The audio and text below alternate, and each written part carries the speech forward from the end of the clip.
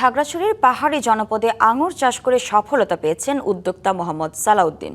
দীঘিনালার ভুইয়াছড়ি গ্রামে তার বাগানে দেশি বিদেশি নানা জাতের আঙুর ফল চাষে নজর কেড়েছেন অনেকের।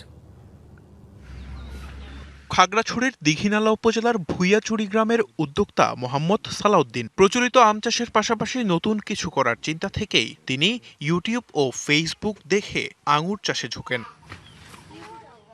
2023 সালে ইউক্রেনের বাইকুনুর জাতের মাত্র 2টি চারা দিয়ে শুরু করা উদ্যোগ বর্তমানে প্রায় 15 শতক জমিতে বিস্তৃত।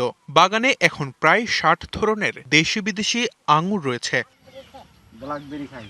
এবছর প্রায় 500 থেকে 600 কেজি আঙুর উৎপাদনের আশা উদ্যোক্তার। পাশাপাশি গ্রাফটিং ও রুট পদ্ধতিতে উৎপাদিত চারা বিক্রি করে ভালো আয় করছেন। যদিও পাহাড়ে বাগান হওয়ায় পানি সংকট বড় চ্যালেঞ্জ জানিয়ে কাজ চালিয়ে যাচ্ছেন। সমতল জমি থেকে 150 ফিট উঁচা একটু পানির সমস্যা ছিল। আঙ্গুরটা আমি আরো ব্যাপক আকারে ছড়াই দেব, প্লাস নিজেও করব। আর সরকারের কাছে আমার দাবি আমাকে একটা গ্রিন হাউস দেওয়ার জন্য। গ্রিন হাউস দিলে আমি কোয়ালিটিফুল আঙ্গুর চাষ করতে পারবো।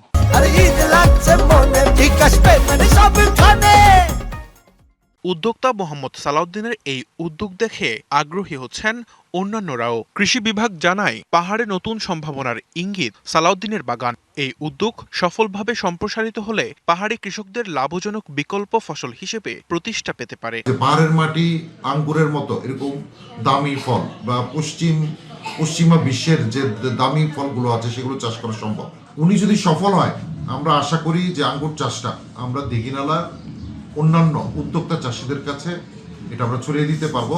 সঠিক পদ্ধতি ও যত্ন নিলে পাহাড়ি মাটিতে আঙুর চাষ হবে নতুন সম্ভাবনা, এমনটি মনে করছেন সংশ্লিষ্টরা। DBC news desk.